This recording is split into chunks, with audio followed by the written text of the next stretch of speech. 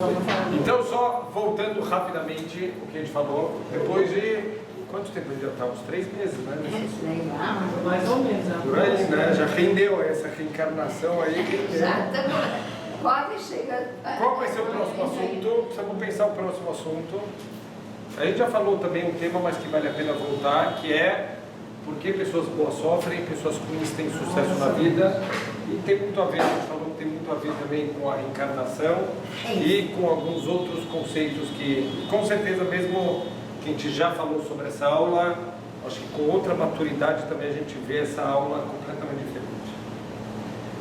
Então vamos lá, a gente falou que se dá para voltar em outras vidas, para consertar o que ficou pendente. Por que a gente tem que se esforçar agora? Vamos curtir essa vida e na próxima a gente volta e conserta. Então, a resposta é: a reencarnação é um sofrimento muito grande para a alma, por mais que a gente não sente isso, que aqui a gente está, e Baruch Hashem, tem as coisas boas da vida, é porque a gente não tem a ideia do que são os mundos espirituais, e quando a alma chega lá em cima, o sofrimento gigantesco dessa alma ter que vir para esse mundo, que é pior do que quando a alma tem um decreto de ter que ir para o Gehinom, que é aquele lugar de limpeza espiritual que a gente passa. Então, normalmente a alma ela passa por um sofrimento muito grande de ter que descer.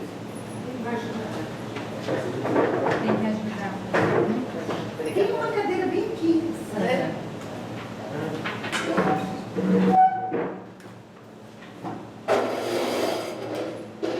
Então, por que a gente não sente? É o conceito da pessoa que trabalha num lugar com cheiro muito ruim. Ele vai, o único trabalho que ele consegue é dentro do esgoto. No primeiro dia ele sai com dor de cabeça, sai passando mal.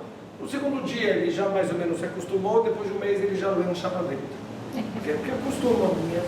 A alma, a mesma coisa. A alma, por que a gente nasce bebezinho sem entendimento das coisas?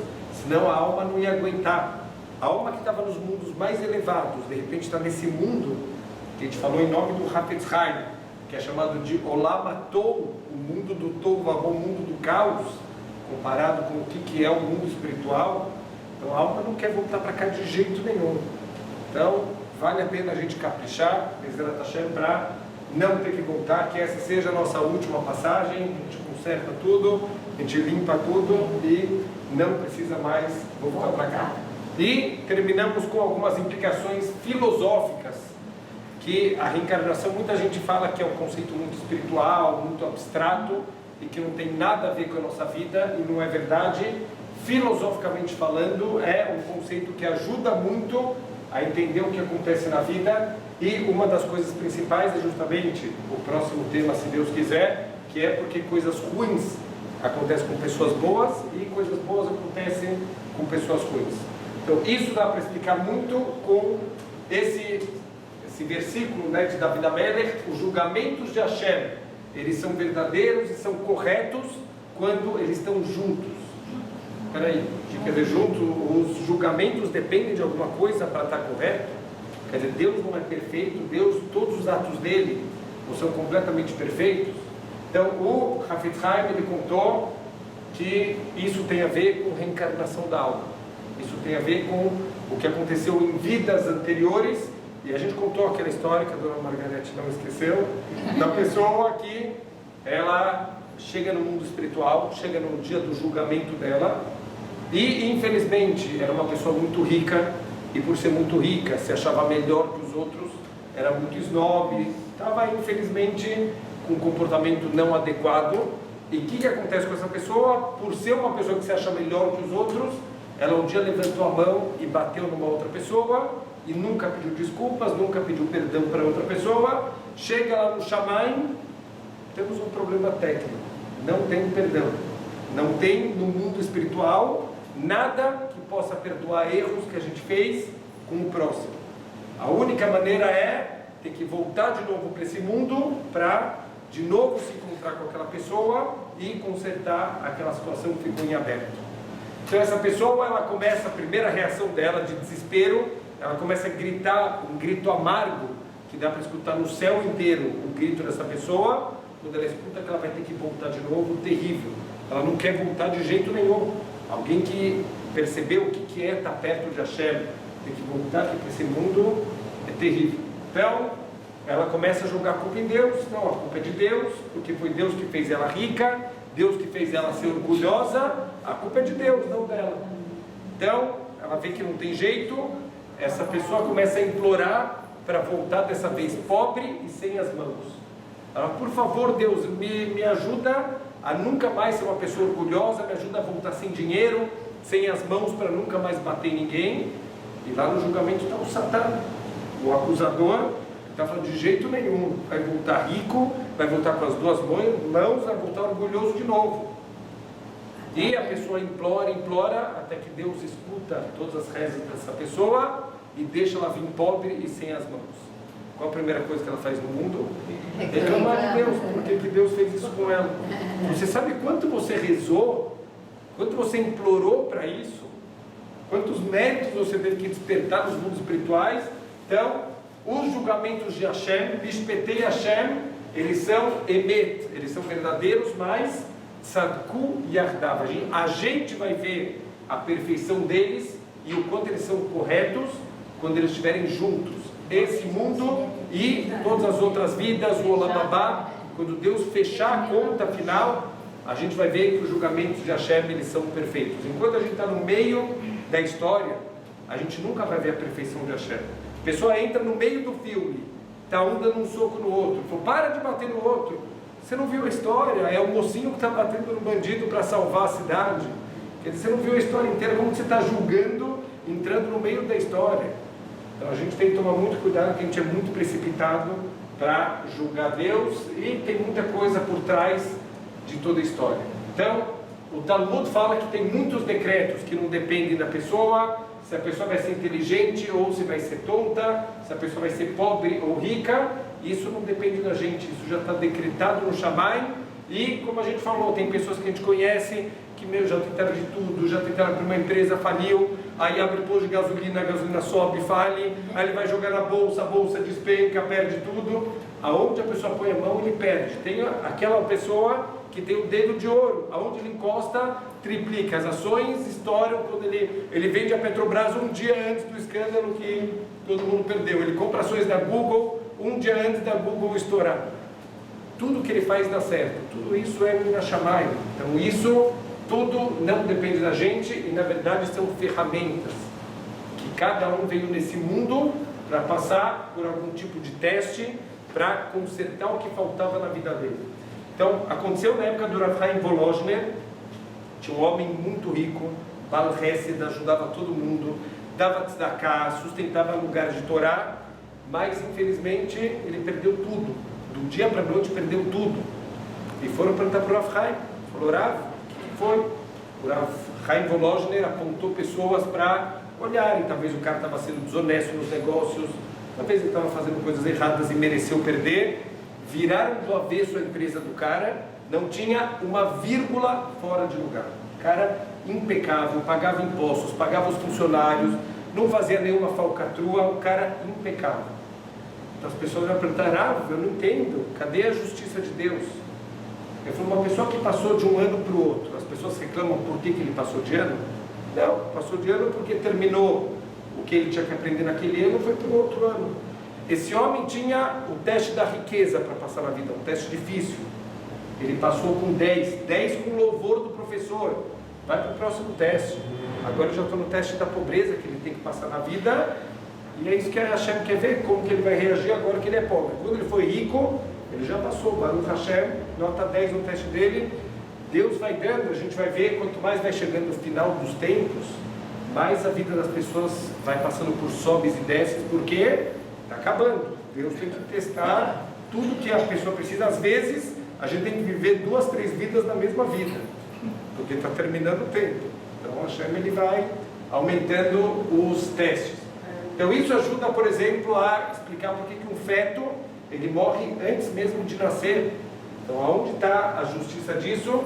Então, fala o Rav Moshe Cordovero que a morte ela traz capará, ela traz limpeza espiritual para essa alma. Quando o feto está na barriga, aos 40 dias, já entra uma Neshama, e Mina Shammai, não por coincidência, a ciência já descobriu que a partir de 40 dias de vida, começam as primeiras ondas cerebrais da criança. Então, está conectado com a entrada, o momento da entrada da alma. E mesmo que esse feto ele morra antes de vir para o mundo, só o fato de ele ter que descer para o mundo material e morrer de novo, isso era o último conserto que essa alma precisava fazer para poder voltar para os mundos espirituais sem nenhum tipo de livre-arbítrio. A própria morte já dá algum capará para a Sim, gente? sim. Isso já é uma limpeza espiritual. Qualquer morte. Só essa passagem já dá. Só a passagem já dá. Então, onde está escrito isso? No Talmud, no tratado de Yom Kippur, que fala sobre Yom Kippur, falou que tem transgressões que só tchuvá, só arrependimento já é suficiente. Tem transgressões que precisam arrependimento e algum sofrer Yom Kippur. Tem transgressões que dependem de sofrimento, de Yom Kippur, e também da tchuvá, do arrependimento. E tem transgressões que só no dia da morte. Só no momento do falecimento que você limpa completamente, se tiver todo o resto, a tchuvá, o Yom Kippur, os sofrimentos, e o dia da morte termina as últimas limpezas. Quer dizer que isso acontece quando o bebê morre na barriga. É um conceito. É um conceito. Ela veio para esse tempo no mundo que faltava e acabou. É uma alma completa. Uma alma praticamente completa, voltou esse conceito e... Eu perdi uma criança com 5 Já anos. foi. Isso. Grávida. Então, Agora, está dentro desse conceito. Assim que a gente entende a... sim, mas a mãe também, né? Ó, então, a a mãe gente vai também ver, tem que pagar, o tá Raposo pagando. Cordoveiro, ele fala sobre a mãe. Porque, né, a criança foi. Por que nascem também Mãe crianças sacrifica. com síndrome de Down? Eles dizem que essas crianças elas têm um poder especial, né? Muito grande. São Assim, crianças Sabe com um nível muito elevado, que eles precisam vir para o mundo com um nível mínimo de livre-arbítrio, também para consertar, para vir passar por esse mundo e passar por alguma expiação. Então, muitos tzadikim voltam como pessoas, crianças com síndrome de Down. Então, por exemplo, o Razonish contam que foi um dos maiores sábios da geração passada e ele se levantava quando entrava uma criança com síndrome de Down.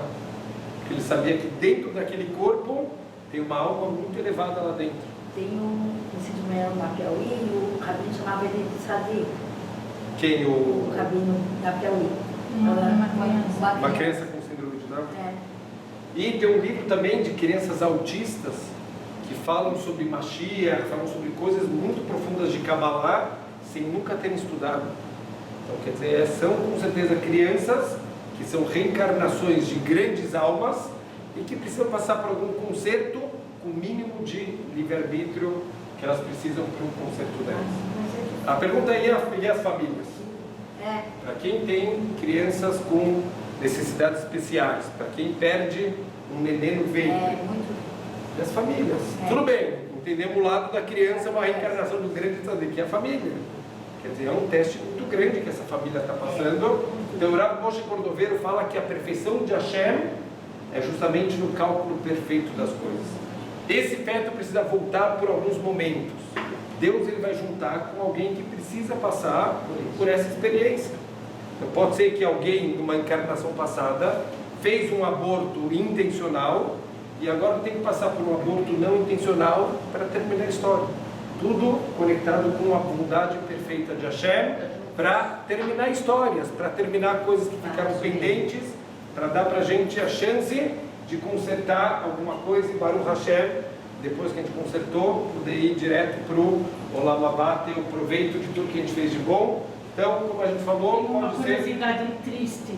É uma filha de uns amigos dos meus pais, o neném nasceu morto, tiveram que fazer os brindes dele antes de Fazem blitz, tem que fazer o blitz.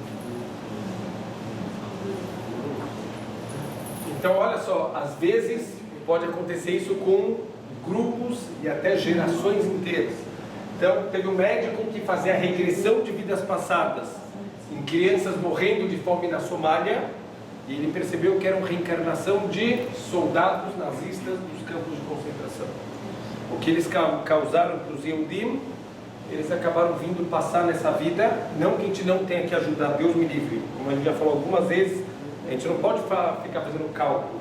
Ah, não, se essa pessoa está sofrendo é porque ela tem que sofrer, então vou deixar ela sofrer porque é isso que Deus quer dela. Deus me livre. É proibidíssimo fazer esse tipo de cálculos. Esses são os motivos que Deus normalmente não revela o que aconteceu em encarnações passadas, para não estragar a possibilidade futura desse conceito. Então a gente tem que saber que Deus ele fecha muitas vezes a história. E também tem um relato espírita de um prédio que pegou fogo na Suécia, que morreram muitas pessoas queimadas nesse prédio, e que um espírita também contou que muitas dessas almas entraram em contato com ele e eram reencarnações também de oficiais nazistas que queimavam judeus e que voltaram e tiveram que passar pela mesma morte que eles causaram para os judeus na época da Shoah. O Arizal, ele fala que até gerações inteiras elas podem ter que voltar para fazer algum conserto. Então, por exemplo, olha o que ele fala: geração de Portugal, que eles foram expulsos, que eles saíram sem nada, né? Saíram, muitos morreram pelo caminho. Eles eram reencarnação da geração do primeiro Beit HaMikdash. Por quê? Porque eles fizeram idolatria na época do primeiro Beit HaMikdash, do primeiro templo, e eles tiveram que voltar para morrer al Kiddush Hashem. Ou você se converte e vai seguir idolatrias, ou você morre como um judeu. E muitas pessoas escolheram morrer como um judeu. Eram reencarnações de uma geração que infelizmente se voltou para idolatria. Então o corpo, a gente falou que o corpo de Adam Arishon, estavam todas as almas contidas dentro de Adam Arishon. Então é na verdade um depósito de almas que estão guardadas, todas as almas que ainda precisam vir aqui para esse mundo. E o Mashiach ele vai vir quando esse depósito ele tiver terminado. E está escrito que, olha que interessante, começam a vir as almas dos lugares mais elevados, começou a vir da cabeça e vão vindo almas cada vez no nível mais baixo, e as últimas vão ser a do calcanhar, que é considerado a parte do corpo que é materialmente mais baixa. Então tem até um midrash interessante, está escrito para a gente que lê o erro de Adam Arishon, fala assim: Adam Arishon fez um erro estúpido, era uma pessoa pequena. Está escrito no midrash que o brilho de Adam Arishon, depois da morte dele e no calcanhar dele, que é o lugar mais baixo, era um brilho mais forte do que o brilho do sol. Que ele tinha um brilho, a alma dele brilhava de uma maneira que era possível ver através da pele dele. Esse era o nível de santidade que o Adam Arishon ele tinha. Então, por isso que também um pouco do nível espiritual do mundo vai caindo, porque cada vez vão vindo almas que estão num nível um pouco mais baixo. Então por isso que uma das profecias é que a geração da vinda do Mashiach vai ser uma geração materialista e descarada. Chutzpah é o que mais tem hoje em dia, né? A gente vê os filhos não respeitam mais os pais, os alunos não respeitam mais os professores, com o apoio dos pais, né? Antigamente tomava pancada de régua, ajoelhava no milho. Hoje a mãe bate na professora. Hoje a mãe bate na professora, certeza. Hoje ai da professora que tentar corrigir o anjo do meu filho. Então, infelizmente, a gente está invertendo os valores, a gente está criando uma geração, infelizmente. Nós somos a geração do calcanhar. Sim, sim. Provavelmente estamos na geração da vinda do Mashiach. Então, a nossa geração, infelizmente, já somos repetentes aí de algumas tentativas que a gente tentou. Por isso que é uma época que está tendo tantos testes, tantos sofrimentos, né, que estão vindo aqui para o mundo. E o Chafetz Chaim ele ensina que a vida é como se fosse um cartão postal. Por quê? Porque o cartão postal, o que a gente faz? Quando você começa a escrever, você não começa a pensar muito o que quiser, você começa a escrever com letra grande, mas conforme vai terminando o espaço, você vai sendo mais cuidadoso com o que você escreve e vai escrevendo cada vez menor. No final dos tempos vão acontecer muitas coisas, muitas mudanças repentinas do dia para a noite. Pessoas ficam milionárias do dia para a noite, pessoas perdem tudo do dia para a noite. Então a gente está vendo que a pessoa vive de verdade, 2, 3 vidas em uma só. Ela passa por situação Balei Teshuvah, é 2 vidas. Eu brinco que a minha encarnação passada e a minha encarnação atual são 2 vidas completamente diferentes em uma vida só. Então a gente tem a possibilidade no final dos tempos, e é muito óbvio que a gente está no final dos tempos. O Chafetz Chaim já falava na época dele, que a gente já estava na época dos calcanhares do Mashiach, E, quer dizer, estamos muito próximos e a gente vai vendo muitos sinais da profecia da vinda do Mashiach se cumprindo, recessão mundial, esse descaramento que está tendo da juventude, tudo isso está associado com sinais da vinda do Mashiach. One second. Please. Just a second. Obrigada. Será que existe algum caso mais recente de encarnação? Então, a verdade é que tudo isso não tem nenhuma comprovação de tudo que a gente vai falar agora, mas tem muitas evidências suficientes para fazer a gente cair da cadeira. Eu um dia abri no domingo um jornal e estava escrito a seguinte notícia: a Prefeitura de Santa Maria decreta luto de 30 dias.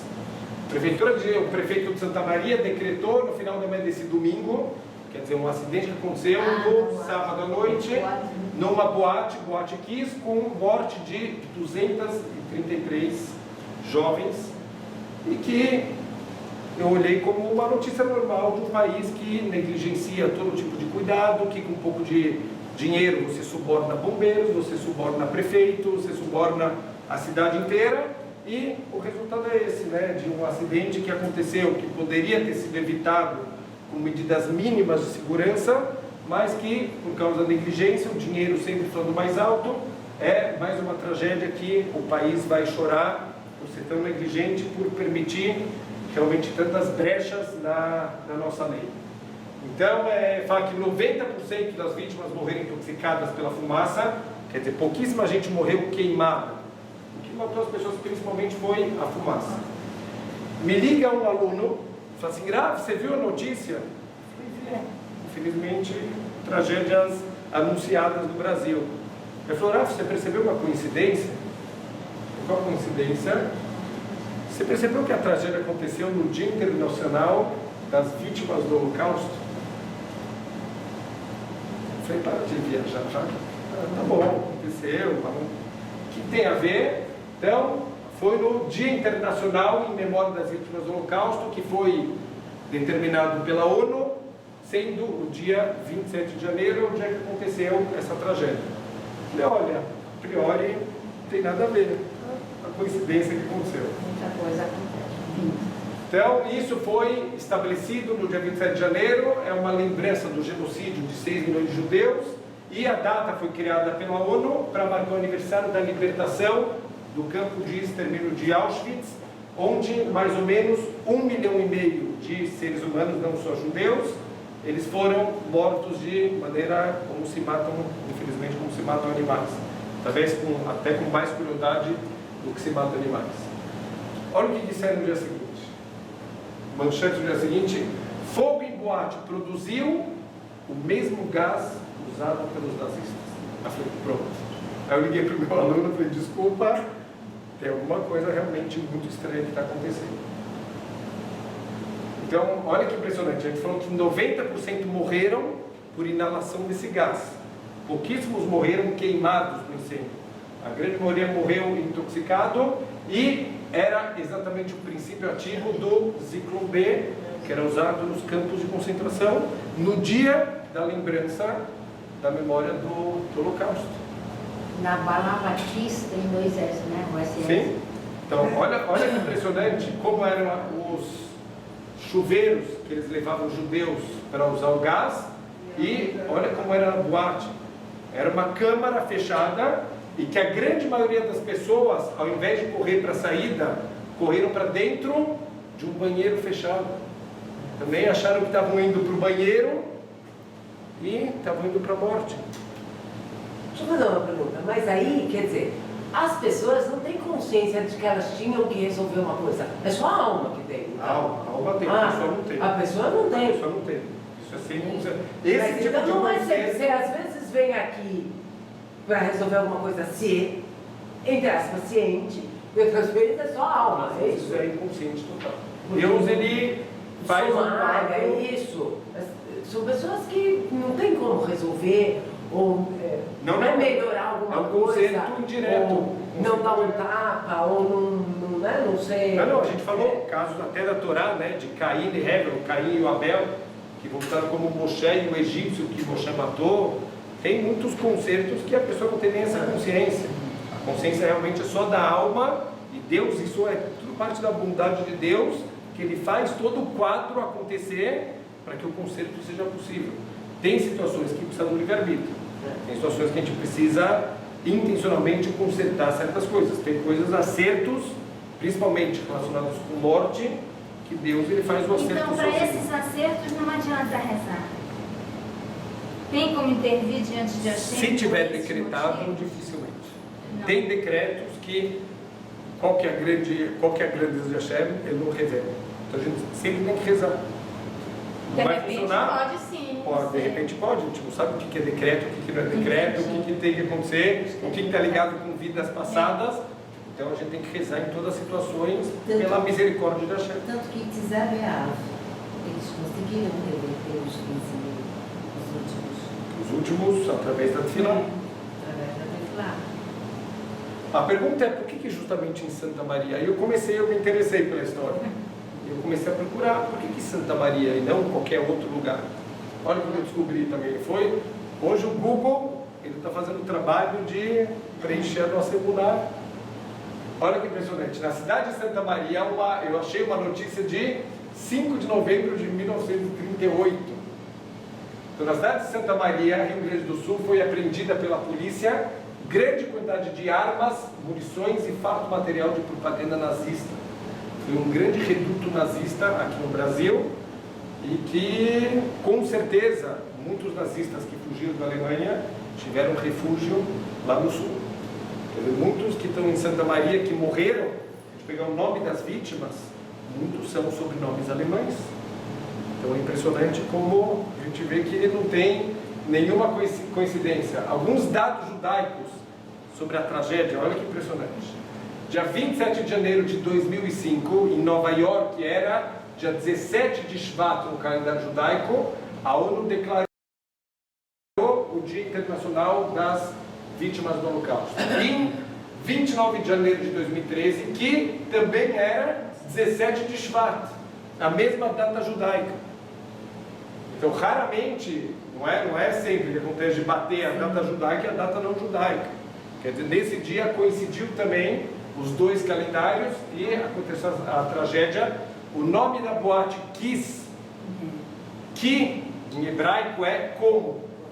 SS é o esquadrão nazista que se especializou em matar judeus. Como a SS, vamos matar os descendentes ou até as reencarnações daquelas pessoas da SS, como a SS matava os judeus no Holocausto com Ciclo B, o mesmo gás que eles usavam para exterminar os judeus.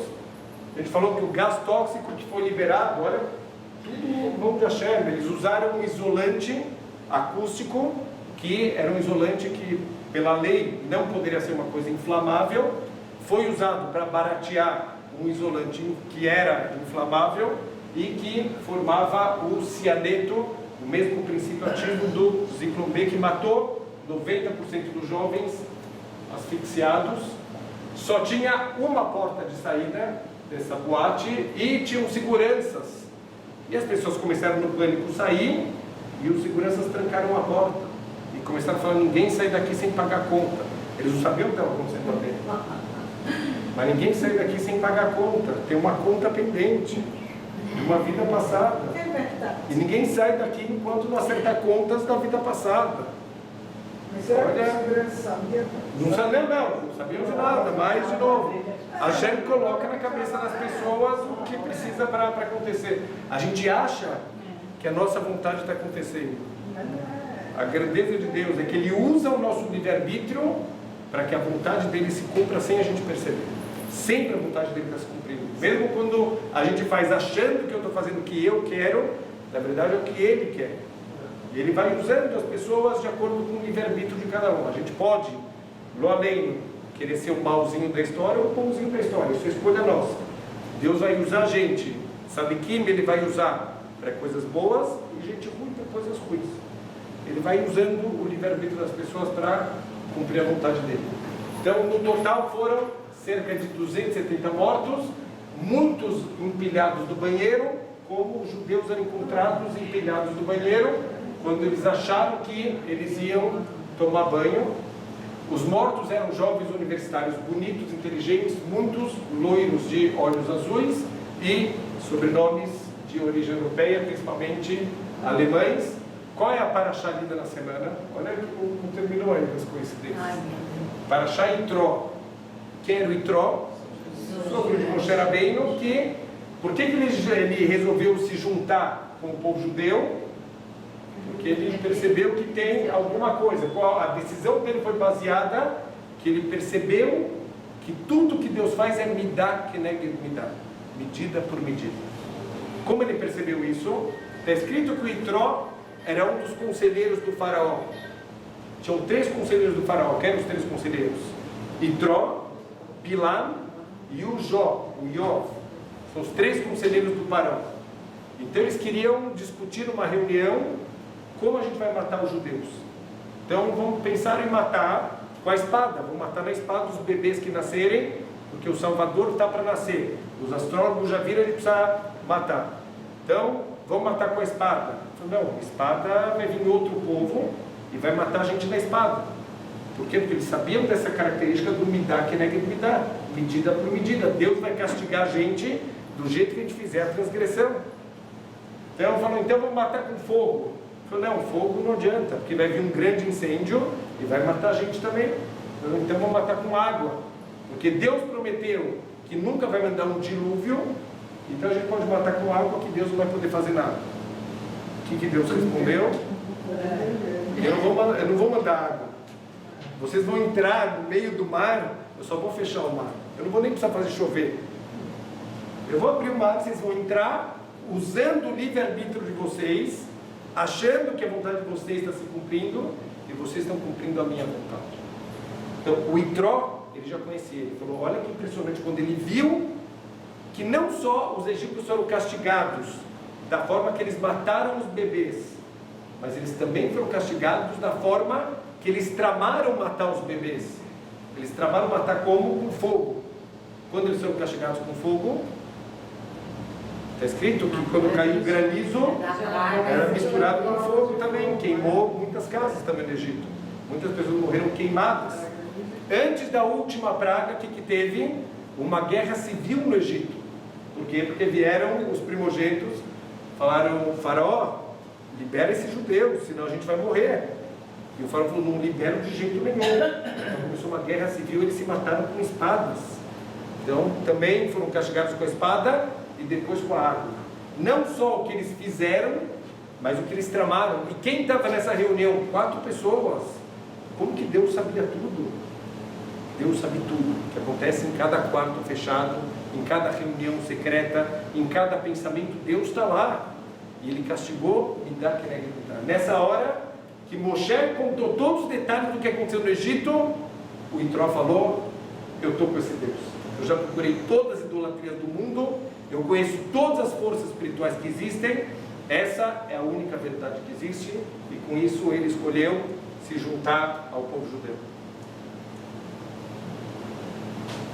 Isso infelizmente do Museu do Holocausto, né, que tem os sapatos de todas as crianças, e assim ficou também pilhas de sapato jogadas lá na boate, e da forma como eles tratavam os corpos dos judeus, assim também ficaram os corpos empilhados. Será que todo mundo que estava lá tinha que morrer? Sim. Então uma notícia que passou meio despercebida para a maioria das pessoas, casal que escapou do incêndio na Kiss morre no dia seguinte num acidente de carro. Ninguém escapa. Ninguém escapa. Não adianta. Então, não, eles não conseguiram ir, tiveram algum problema, não foram na festa. No dia seguinte, morreram num acidente de carro. Quer dizer, a gente vê notícias, a gente não percebe que a vontade de Hashem está se cumprindo de uma maneira gigantesca. Acontecem coisas gigantescas e tem pessoas perguntando, mas cadê Deus no mundo? Aonde não está Deus no mundo? Olha o tamanho dos milagres, das coisas que estão acontecendo, do nível de controle que Deus tem sobre o mundo inteiro. A pergunta é como a gente escapa dessa terrível reencarnação. A gente já viu como é pesado, como é duro para a alma ter que voltar. Então, Deus deu de presente para a gente uma coisa chamada tchuvá, arrependimento. A gente se arrepender dos nossos erros. Se essa tchuvá, ela é por temor, ela apaga. Se a gente tem medo de Deus, tem medo dos castigos, isso apaga tudo. Se ela for num nível ainda maior, se ela é por amor, uma pessoa fala, olha, Deus me dá tanto, Deus é tão bom, Deus me criou, como que eu não vou fazer a vontade dele? E assim a pessoa começa a se aproximar dos caminhos de Hashem. Isso é chamado uma tchuvá por ahavá, por amor, e todas as transgressões da pessoa viram mitzvot da pessoa. A pessoa, olha que incrível, a gente pode transformar todos os erros da vida em coisas boas. Por quê? Porque esses erros que te trouxeram para perto de Hashem, esses erros que fizeram que você despertasse um dia na vida e se aproximasse de Hashem, então isso vira uma mitzvah para a gente. Então a gente pode, Baruch Hashem tem aquele programa Photoshop para adulterar as fotos, o pessoal usa para besteiras. A gente tem um Photoshop espiritual, dá para mudar a história, tem nosso Movie Maker, dá para cortar aquelas cenas que não estão legais, dá para tirar do filme, dá para fazer um filme bonito com uma ferramenta chamada tchuvá. Então, se a gente se arrepende, olha que impressionante, a gente estudou isso no Tomer Dvorá, um lugar onde um Baal Tchuvá se encontra, mesmo um tzadik completo, aquele cara que mora em Meacharim, ele nunca na vida comeu um pedaço de porco, ele nunca na vida quebrou um Shabat, ele nunca na vida fez transgressões que são normais no mundo. Um Baal Tchuvá, o lugar que ele vai estar no Lamabá, o tzadik lá de Meacharim não vai poder chegar nem perto. Esse é o nível de amor que Deus tem para aqueles que são Baal Tchuvá, aqueles que eram do exército inimigo e vieram para o exército de Hashem. Vale muito mais do que aquele que já era desde pequeno do exército de Hashem, aquele que conseguiu ter força para mudar a vida, já estava acostumado a fazer coisas erradas e ele conseguiu se levantar e consertar. Essa pessoa, ela vai ter um nível que mesmo o tzadik completo não vai poder visitar ela lá. Desculpa, aqui é classe A, aqui é para os maiores tzadikim que você não pode chegar lá perto. Então, a tchuvá, como a gente já falou, é a tradução literal. Muita gente traduz tchuvá como arrependimento, não é verdade. Arrependimento é uma parte da tchuvá. Tchuvá literalmente significa retorno, como aquela plaquinha na estrada. A primeira parte da tchuvá é entender que a gente está andando na estrada errada. Você quer ir para o Rio de Janeiro e começam a aparecer placas, né? Rio Grande do Sul, 10 quilômetros. Você pegou o lado errado da estrada. O que você faz? Não precisa entrar em desespero. Pega o retorno e começa. Agora ainda temos uma longa caminhada até o nosso objetivo. Mas agora pelo menos eu tenho certeza que eu estou no caminho certo. Qual é a certeza? As placas vão passando, mostrando que você está chegando mais perto. Quais placas são? 613 mitzvot. Cada mitzvah é um sinal que eu estou indo um pouquinho mais perto do meu objetivo verdadeiro. Então, olha que interessante, o terno, o paralelo seria como um terno sujo e sem botões. A tchuvá é como se fosse uma lavagem, ela tira muitas manchas, mas ainda falta o esforço ativo para pregar os botões. Quer dizer, o que David Amelech ele fala, surmerá veasetov. Se afasta do mal, para de fazer coisas erradas, mas isso não é suficiente. Deus quer muito mais do ser humano. A gente tem um potencial muito maior. Se afasta do mal e faça o bem. Não adianta, olha, não faz nada de errado, mas também não ajuda ninguém, não se importa com os outros, não ativamente. Não, a pessoa então precisa as duas coisas, a lavagem e, principalmente depois, se transformar ativamente numa boa pessoa. Então a prova disso, que tchuvá funciona, é uma história do Talmud, do Elazar ben Durdai, que sempre conta dessa história perto de Rosh Hashanah.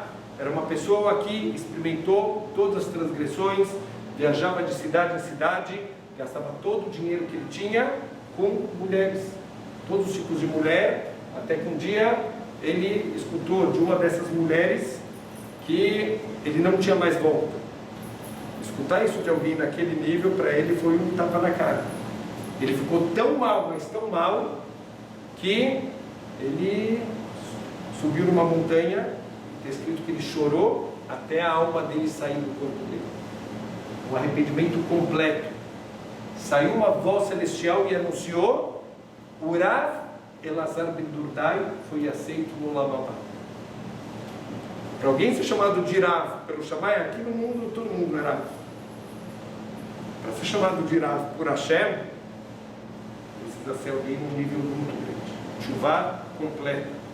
Um arrependimento tão profundo que ele teve, que ele foi anunciado no Shammai como Urav Elazar ben Durdai. O Rabi Yehuda Nassi era o líder do povo judeu naquela época. Ele começou a chorar quando ele escutou isso. Ele falou: eu estou levando uma vida inteira para poder ir para o Lamabá, e tem gente que com um instante de arrependimento ele conseguiu também ir para o Lamabá. Um instante que a gente se arrepende do que a gente faz de errado e a gente começa a andar no caminho correto, a gente não tem ideia do valor que isso tem.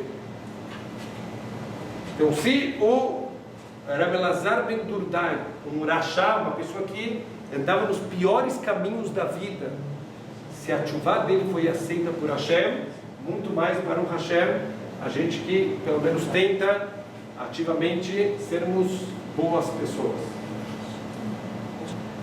Então, só para fechar toda a ideia da reencarnação, a gente viu que não tem nada de místico, não tem nada que está fora do nosso entendimento. Óbvio, a gente falou sobre divisão da alma, sobre acender uma vela, acender outra. Tem conceitos que para a gente são um pouco mais difíceis, são muito profundos, mas o conceito de ter uma reencarnação é mais uma das demonstrações da bondade infinita de Hashem.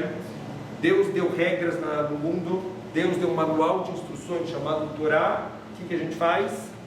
Como aquele cara que tem um carro, né, que jogou o manual de instruções fora, a gente deixa a nossa Torá encostada e infelizmente a gente vai vivendo a vida do jeito que a gente acha que a gente deveria viver. A gente infelizmente tem grandes surpresas quando a gente chega lá em cima. Então, peraí, mas cadê as 70 virgens lá aqui? Você ter se explodido, desculpa, vai ter que errou tudo. O último desses sumiu com a esposa mesmo. Quem que foi? Esse último que Israel pegou. Ah, estava Isso aí ele recebeu 69. Ele não subiu com a 70, ele subiu com a esposa. Ainda além de tudo, perdeu ainda o prêmio, né? Rafa, quando que nós somos considerados um povo judeu? A partir de que momento que a gente sai do Egito? Lá começou a se moldar, começou a tomar forma como Povo, porque antes eram 70 judeus, não era o povo, 70 que vieram para o Egito. E não sei nem se tem a denominação ainda de judeus, são descendentes de Abraão. Então, segundo a lei da reencarnação, esses bebês todos que foram atirados na água, eles teriam que ter vindo para cumprir o restinho de vida como judeus? Talvez dentro Quer dizer, já havia alma antes judaica? de receber a Antes Torá. da gente ser um povo, já havia almas judaicas? Já existia, todos os Almas descendentes judaicas? de Abraão já estavam numa alma no mesmo nível de Adam Arishon antes do erro dele. Foi o único, Abraão foi o único que conseguiu voltar o nível espiritual ao que era antes do erro dele. Então, na verdade, é muito interessante, vale a pena ler no Derech Hashem, no Caminho de Deus, tem um capítulo chamado Israel e as Nações. Então ele explica de uma maneira muito objetiva aonde foi o divisor de águas, aonde a coisa realmente, a humanidade toda tinha um certo caminhamento, desde Adam Arishon. Passaram de Adam Arishon 2000 anos, que Deus tinha dado, Deus dividiu o mundo em períodos de 2000 anos, são 6.000 anos total que vai ter o mundo, ele dividiu em períodos de 2000 anos. Os 2000 primeiros anos são a época das raízes, depois os outros 2000 já são a época das árvores. Então, aonde dava para mexer na essência do mundo? Só na época das raízes. Então, até a época de Abraão, a humanidade inteira podia ter voltado para o nível de Adam Arishon. O único que conseguiu foi Abraão Avinu. Então, agora, tudo que saiu dessa raiz modificada, saiu também uma árvore modificada. E os outros povos do mundo, os outros 70 povos do mundo, saíram no nível que eles permaneceram. Então aqui foi o divisor de águas dos descendentes de Abraham e os 70 povos do mundo, mas está escrito que qualquer pessoa que quiser, quer dizer, no Matan Torá, na entrega da Torá, foi uma segunda chance, porque a Torá foi oferecida para todos os povos do mundo, então todos os povos do mundo podiam, numa última chance, fazer aquele conserto que Abraham conseguiu fazer, mas todos os povos do mundo falaram que não queriam, então aqui está escrito na Torá, não interessa para a gente, e só o povo judeu recebeu a Torá, e finalmente uma última chance que foi dada é através da conversão. Então está escrito que o que a pessoa faz quando ela se converte? Ela se arranca da árvore onde ela está e se conecta na árvore de Abraham Avinu. Então por isso ele fala no Derech Hashem, o Rav Moshe Chaim Luzzatto fala que a pessoa que se converte, como ela é chamada, de Ben Abraham Avinu. Por que ela é Ben ou Ben Sarai Meno? Por quê? Porque ele se conectou na árvore de Abraham Avinu. Ele se arrancou da árvore onde ele estava e ele fez um enxerto na árvore de Abraham Avinu e lá o galho dele vai crescer. Então quer dizer que no ano de 6.000, eu espero que ele venha antes, Amém. mas o Mashiach... Não, já tem que estar, já tem que ter até o ano 6.000, a ressurreição dos mortos, tem que ter tudo. Beit HaMikdash, até o ano 6.000, depois disso vai ter uma mudança no mundo material. Então até o ano 6.000 tem que acontecer tudo, estamos no 5.790. Quem reencarna não tem. 80. Quem vem Poxa, tá reencarnando contando bem, tem. rapaz. Querendo forçar a vida do Mashiach. Então quer dizer que eu volto Ou não. Exata Chanel. Ah, sim. Você está Sim, tudo agora. sim, mas quando for o Mashiach eu vou voltar. Você Amém. vai levantar no túmulo. Sim, vou levantar. Não esquece de levar as pulseiras. Vai vir hoje. Não vai precisar ninguém levantar, vai vir hoje. Amém. As pulseiras vão estar fora de moda, a roupa do Mashiach. Então Deus que aqui não está deixando a gente. É Essa é a verdade. verdade. Deus está. Mashiach está pronto. Está escrito no Talmud Mas aí vai que o ser- Mashiach está Eu pronto. falei que não vai ter pulseiras dela, é a roupa do Mas vai Ah, ser. também. Mas A vai gente ser- falou das roupas. Todo mundo vai ser amiguinho? Todo mundo. Tomara. Certeza. Não vamos estar Não, vai nesse terminar nível. Não vai estar todos nesse nível. os sentimentos negativos, o controle de onde vem os sentimentos negativos, o controle do corpo sobre a alma. Todos os sentimentos negativos vêm do lado que o corpo Vai puxa. ser antes do Adão comer a... Vai começar tudo de novo? Ai, Mas dessa vez direito. Dessa tomara vez que não direito. tenha macieiras. Não era maçã. A verdade é que não era maçã. Não era maçã. Embora Minas Shammai, qual o símbolo da época? Uma maçã, mas como que é a maçã? Mordida, né? É verdade. Significa